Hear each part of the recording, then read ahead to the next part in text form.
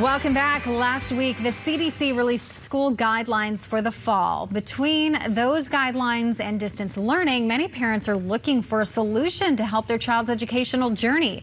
Joining us via Zoom with some things to consider if you are choosing the online route is the president of San Diego Christian College, Dr. Kevin Corsini. Good morning. Good morning. Thanks so much for having me. Well, thank you for joining us. So let's talk about this. Parents are now rethinking the educational journey of their child come the fall because perhaps they don't want to deal with the masks or the different circumstances that are going to be put in place. And perhaps they're thinking an online education is the best way to go. Can you give us some tips as to what we can do to help our children if we choose online learning? Yeah, absolutely. It's a great question, and it's something all of us are having to face right now. You know, as you look ahead, whether it's a grade school kid, a high school kid, or even college, you should think about online education. It's important to think about your own student and what works best for them. Online education can be great for some students. Others are going to need some additional structure in their life to prepare for that. At our college, we've offered online classes for over a decade, but we're offering a new modality. Not only will we have the asynchronous online, but we're going to have virtual live, so students can have a live classroom experience from home. Live instructor providing lectures, discussion, live interaction with their students. And for some students, that's going to be a better fit. You have to know your kid and what's going to be best for them. And as you mentioned, we're seeing a huge influx of high school students applying for online education this fall. And, you know, it might be a good idea that even if your child decides to go, or you decide to send your child back to school, that you also have them enroll in an online course of some sort, because this may become more of a tool used in the future now that we've seen school districts across the country work this way. So would you say that that's really something that even if they say, no way, I don't want to do any more of this online stuff, to perhaps try to really convince them that, okay, let's just take one class and try to get that under your belt? Yeah, that's a great point. I think we all need to be prepared, you know, whether we're an administrator or a parent, we need to be flexible as we look to the fall and try to navigate, you know, what this is going to bring. And so I think it is a good idea for students to enroll in at least one online course just to acclimate themselves, because this could become more normal in the future. But when looking at an online class, you know, whether you're a high school student or a college student or even in elementary, there's a couple elements that can make that a much more successful experience. One is you want to set up a place in the house that's set aside for education, a place that student goes to on a regular basis, that they associate, hey, this is where I sit when I do my coursework. The other thing is for students really up through late adolescence, structure is so important. And oftentimes an online class is offered in an asynchronous environment, right, where they can go and do it anytime they want. They're going to download a YouTube video, watch it at their own pace, and upload assignments later on. That can be really difficult for a student who lacks structure. So if you're going to do an online class, set a time of day when you know, hey, this is when I do my online class. I do it at 3 o'clock each day, or 3 o'clock Monday, Wednesday, and Friday. That structure and that location in the house will help immensely. But you know, the other thing for online education, whether you're an adult learner going back to finish your bachelor's or you're an elementary student, one of the key things to learning online is the emotional climate of the home.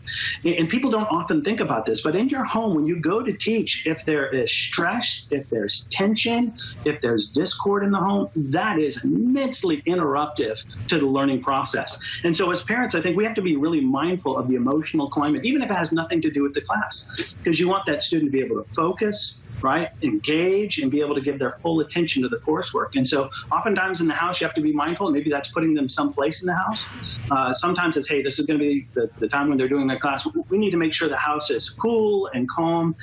You can do everything right, but if you have a house where there's a lot of tension and a lot of stress, when that class dials in, it's going to be really hard to learn. So things to be mindful as a parent.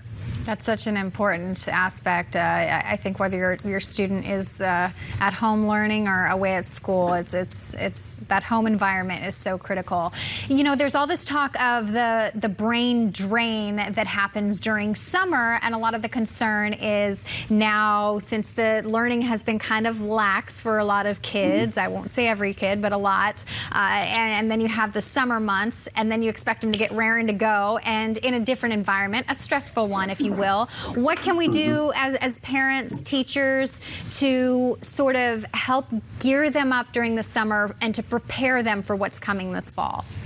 Right, exactly. It's a great question. Most of our students had months off before the summer arrived, and so they're looking at, a 5, a 6 month down summer period.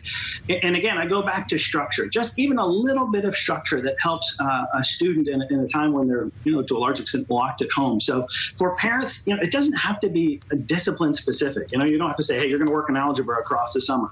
But if you can create some structure and say, hey, 3 days a week, you find a half hour where you're going to spend some time reading, or you're going to review your textbook, or you just engage them in some thoughtful exercises to keep the brain sharp, and find things that your student is interested in. Let them choose. Part of keeping the mind sharp and engaged is giving the student permission to find things that they're interested in, and keep that drip right throughout the summer of engaging and learning and exploring and critical thinking. That's going to make all the difference in the world coming back this fall. But for a parent, a student's not going to do that themselves.